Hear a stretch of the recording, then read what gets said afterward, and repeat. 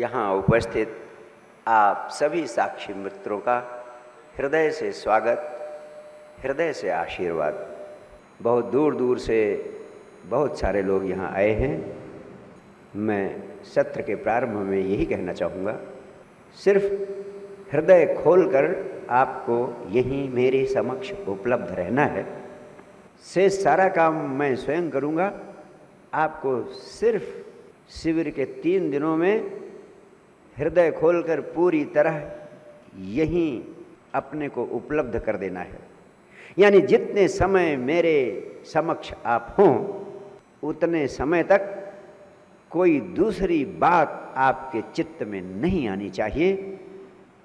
सिर्फ आपको यही होना चाहिए, सिर्फ मुझे सुनना चाहिए। मुझे सुनते समय कुछ और चीज़ का विचार नहीं करना चाहिए, तभी आपका यहाँ आना सार्थक होगा। और अगर सिर्फ इतना भर आपने किया तो मैं अपने सदगुरु को साक्षी मानकर कहता हूँ, कोई भी व्यक्ति यहाँ से खाली हाथ नहीं जाएगा, नहीं जाएगा, नहीं जाएगा। मैं सीधे आपके हृदय से संवाद करना चाहता हूँ। इतनी दूर दूर से आप आए हैं, मेरे प्राणों में भी सुबह से छटपटाहट होती रही कि आखिर क्या दे दूं, कौन सी संपदा लुटा दूं। मैं अपना सर्वस्व जो कुछ सद्गुरु कृपा से मैंने अर्जित किया है, कैसे आपके प्राणों में उड़ेल दूं। आज सबसे पहली बात आपसे कहना चाहता हूं, आप किस आकांक्षा से, किस प्यास से मेरे पास थिरकते हुए पहुंचे। अगर मैं मोटे तौर पर कहूं तो अनंत काल से मनुष्य की एक ही आकांक्षा रही है, दुखों से मुक्ति कैसे मिले, सुखों की प्राप्ति कैसे हो। शारीरिक, मानसिक, आर्थिक, आध्यात्मिक तल पर जो दुख हैं, जो अशांति है, जो तनाव है, उससे मुक्ति कैसे मिले, और शारीरिक तल पर, मानसिक तल पर, आत्मिक तल पर हम अधिक से अधिक सुख, शांति, आनंद को कैसे प्राप्त करें। सारी आकांक्षाएं इन्हीं 2 बिंदुओं के इर्द गिर्द समाहित हो जाती हैं। और मैं आपसे कहना चाहता हूं कि आपकी इन दोनों आकांक्षाओं को पूरा करने का 2 ही उपाय है, 2 ही माध्यम है। दुखों से मुक्ति और सुखों की प्राप्ति आपके जीवन का लक्ष्य है। और इन दोनों चीज़ों को प्राप्त करने के लिए 2 ही चीज़ें जरूरी हैं। पहली चीज़ है धन और दूसरी चीज़ है ध्यान। धन और ध्यान दोनों आपको उपलब्ध हो जाए तो आप जिंदगी की हर समस्या से मुक्त हो सकते हैं। हर समस्या से मुक्त होकर आप इसी जीवन में परम शांति, परम आनंद के रूप में साक्षात परमात्मा को, आत्म साक्षात्कार को उपलब्ध हो सकते हैं। मनुष्य का जीवन 2 चीज़ों से बनता है, शरीर से और आत्मा से। शरीर और आत्मा का जोड़ है मनुष्य का जीवन। शरीर वो है जो मूर्त रूप में, स्थूल रूप में आपको दिखाई पड़ता है, और आत्मा वो है जो सूक्ष्म रूप में आपके शरीर को संचालित करती है। इसलिए पहली जरूरत है शरीर की सुरक्षा, और शरीर की सुरक्षा पहली आवश्यकता है जिसके लिए मनुष्य जिंदगी भर बेचैन रहता है। शरीर की सुरक्षा के लिए रोटी चाहिए, कपड़ा चाहिए, मकान चाहिए, और भौतिक जगत की अन्य चीज़ें चाहिए जिससे वो आराम से रह सके। और इन चीज़ों को पूरा करने के लिए ज़रूरत है धन की। लेकिन अगर यहीं पर रुक गए तो आप आत्मा के अनुभव से वंचित हो जाएंगे। अगर जिंदगी भर सिर्फ धन ही कमाते रहे तो आत्मा के अनुभव से वंचित हो जाएंगे, परमात्मा के अनुभव से वंचित हो जाएंगे। परमात्मा है क्या? परमात्मा कोई व्यक्तिवाची अस्तित्व नहीं है, 7वें आसमान पर बैठा हुआ, जो आपकी आरती उतारने से हाथ जोड़ लेने से खुश हो जाएगा और कहेगा जो वरदान चाहो वो मांग लो। इस अस्तित्व की ऊर्जा जिसे हम परमात्मा की संज्ञा देते आए हैं, अपने को परम शांति परम आनंद के रूप में ही मनुष्य के जीवन में प्रकट करता है। यानी आपके जीवन में परम शांति है, आनंद है, तो समझ लेना कि आप परमात्मा के निकट हैं। अगर आपके जीवन में शांति नहीं है, आनंद नहीं है, तो समझ लेना कि आप परमात्मा से बहुत दूर, जितना ही अशांत हैं, जितना ही आनंद से वंचित हैं, उतना ही परमात्मा से दूर हैं। इसीलिए परमात्मा को भारतवर्ष के अध्यात्म के वैज्ञानिकों ने, ऋषियों ने कहा परमानंद। परमानंद यानी परमात्मा। परमानंद परमात्मा का दूसरा नाम है। और परमानंद का अर्थ क्या होता है? परमानंद का अर्थ होता है परम आनंद। आनंद और परम आनंद में क्या अंतर है? आनंद तो वो है जो आपको सफलता मिली, आप आनंदित हो गए। आपको असफलता मिल गई, आपका आनंद भंग हो गया, आप दुखी हो गए। यानी आनंद छोटा है, कंडीशनल है, सशर्त है। सफलता तो आनंदित, असफलता तो अनानंदित, असफलता तो दुखी। परम आनंद का अर्थ है ऐसा आनंद जो कभी भंग न होने वाला हो। कभी भंग न होने वाला आनंद, यानी 24 घंटे बना रहने वाला आनंद, जो कभी भंग ही न हो, उसी को हम कहते हैं परमानंद। यानी अगर आपको 24 घंटे की मौज उपलब्ध हो जाए तो समझ लेना कि परमात्मा आपको उपलब्ध हो गया है। कैसे? आपको भौतिक जीवन जीने के लिए विराट धन संपदा प्राप्त हो सकती है। जितना आप सोच सकते हैं उतनी धन संपदा आपको प्राप्त हो सकती है। अगर हृदय खोलकर गहन प्यास और प्रगाढ़ संकल्प के साथ 3 दिन आप मेरे साथ उपलब्ध रहे तो समझ लेना ये 3 दिन आपके पूरे जीवन को बदल सकते हैं, आपके पूरे जीवन में आनंद की बरसात कर सकते हैं।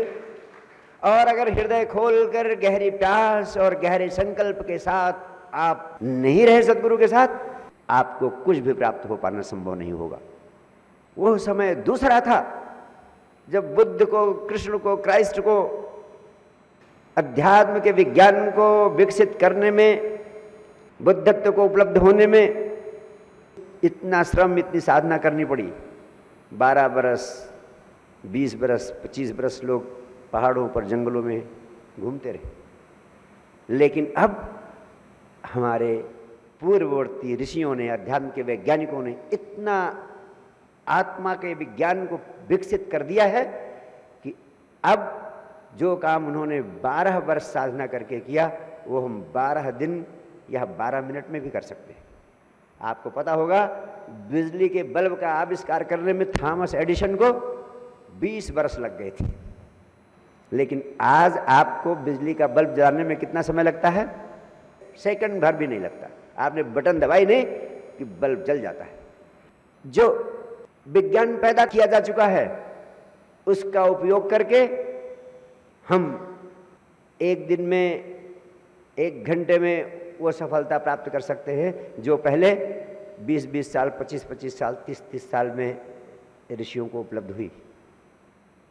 अब बुद्धत्व उपलब्ध होने के लिए सिर्फ आपका गहन संकल्प, गहरी प्यास, गहरी अभीप्सा की जरूरत है। थोड़ा चाहिए, तीव्रता चाहिए, प्रचंडता चाहिए, वो आपके भीतर है। नहीं तो इतनी दूर दूर से आप यहां पहुंच ही नहीं पाते। कोई तो प्यास है आपके भीतर जो आपको खींच कर लाई है, और उस प्यास को अगर आप और गहराते गए तो निश्चित रूप से इसके परिणाम होंगे, इसके विस्फोटक परिणाम होंगे, और आप यहां से पूरी तरह बदल कर ही वापस जाएंगे। सबसे पहली आवश्यकता है धन की। देश को धार्मिक बनाना है तो उसे आर्थिक रूप से शक्तिशाली बनाना होगा। आपको पता है भारत को जब सोने की चिड़िया कहा जाता था, उस समय भारत धर्म के, अध्यात्म के शिखर पर पहुंच चुका था। उन्हीं दिनों में, उसी संपन्नता के काल में गीता उतरी, ऐसे समय में ही भगवान अष्टावक्र की महागीता जन्मी, ऐसे समय में ही उपनिषद गूंजे, ऐसे समय में ही भगवान महावीर और भगवान बुद्ध जैसे संबुद्ध पुरुषों ने देश को जगाया। लेकिन आज मनुष्यता के साथ सबसे बड़ा दुर्भाग्य, मनुष्य धन संपदा कमाने में ही पूरा जीवन लगा देता है, पूरी ऊर्जा धन संपदा कमाने में ही लगा देता है। आत्म साक्षात्कार, परम आनंद या आत्मा की संपदा को प्राप्त करने की प्यास ही उसके भीतर नहीं पैदा होती है। इस दिशा में आगे बढ़ने के लिए उसके पास कोई ऊर्जा बचती ही नहीं है, क्योंकि सारी ऊर्जा, सारी शक्ति बस धन संपदा को कमाने में ही लगा देता है। सद्गुरु की यही महत्वपूर्ण भूमिका है कि उसके संपर्क में आप जाते हो तो वह आपके भीतर उस विराट संपदा के प्रति प्यास पैदा करने लगता है कि जहां तुम जिस संसार में डूबे हुए हो उसके अलावा उसके परे भी एक बहुत आकर्षक जगत है, आत्मा का जगत। उस दिशा की ओर भी आपके भीतर प्यास पैदा करता है सद्गुरु। इसलिए गुरु के सानिध्य में बैठना बहुत महत्वपूर्ण है। आपको तो सिर्फ बैठने की जरूरत है। अगर गुरु के भीतर सत्य, शांति, सामर्थ्य, आनंद भरा है तो आग की लपट की तरह वो आपको प्रज्वलित करने लगेगा। आपको कुछ करना नहीं, सिर्फ उसके पास बैठना भर है। उसके आभा मंडल में होते ही उसकी ऊर्जा आपको आप्लावित करने लगती है, आपको घेरने लगती है, आपके हृदय को छूने लगती है और आपके भीतर कुछ रूपांतरण शुरू हो जाता है। इस रूपांतरण की कसौटी है कि जहां सच्चा सद्गुरु होगा उसके पास आप बैठेंगे, उसको सुनेंगे, उसकी आंखों में झांकेंगे तो उसके प्रति आपके प्राणों में प्रेम पैदा होने लगेगा। आप उसके प्रति आकर्षित होने लगेंगे। आप उसके पास होने में अद्भुत ऊर्जा, अद्भुत आनंद की प्रतीति करेंगे।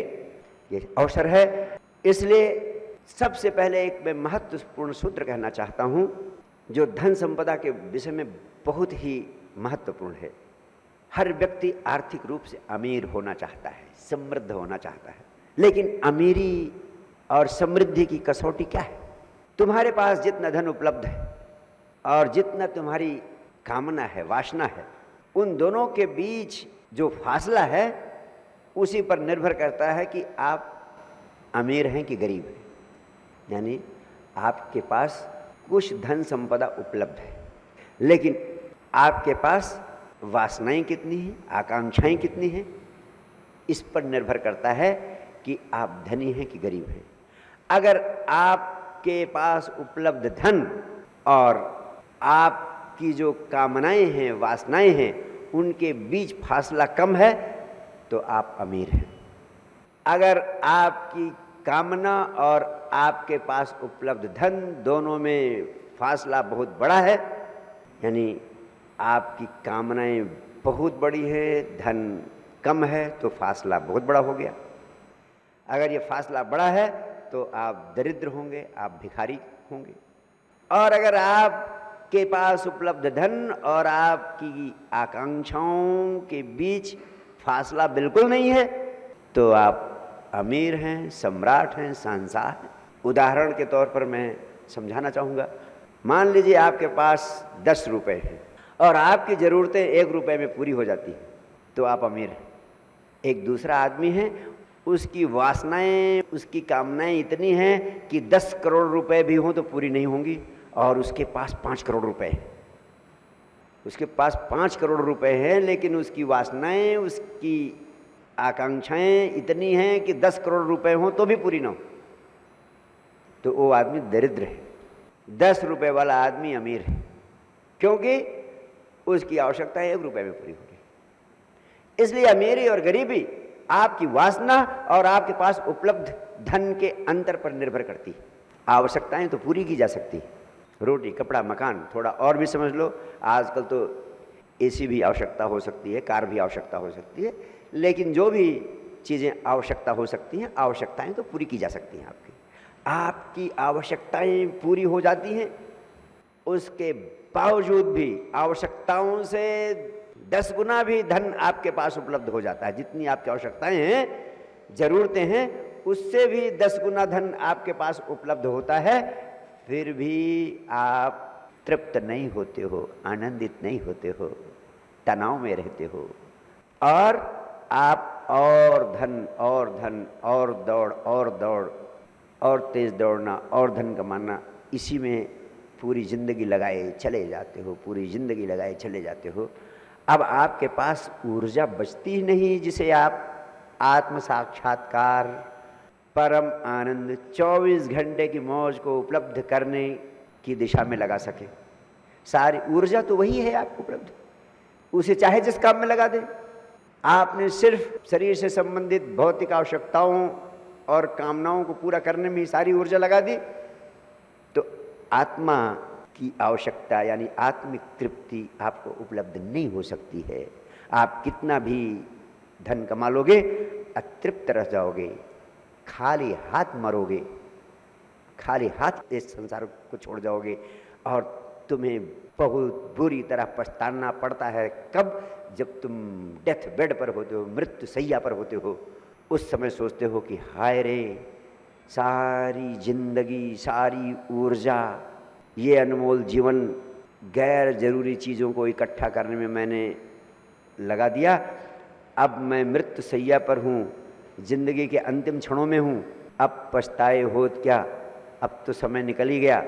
लेकिन तब पछतावा होता है, सब पछताते हैं, सब। बहुत सारे बड़े बड़े लोगों की आत्मकथाएं मैंने पढ़ी है, बड़े बड़े लोगों ने, महापुरुषों ने बड़ा दुख व्यक्त किया है कि सारा जीवन उन चीज़ों में लगा दिया, मरते वक्त आपको पता चलता है कि सब यहीं छूट जा रहा है, सब यहीं धरा रह जाएगा, जब लात चलेगा बंजारा सब यहीं धरा रह जाएगा।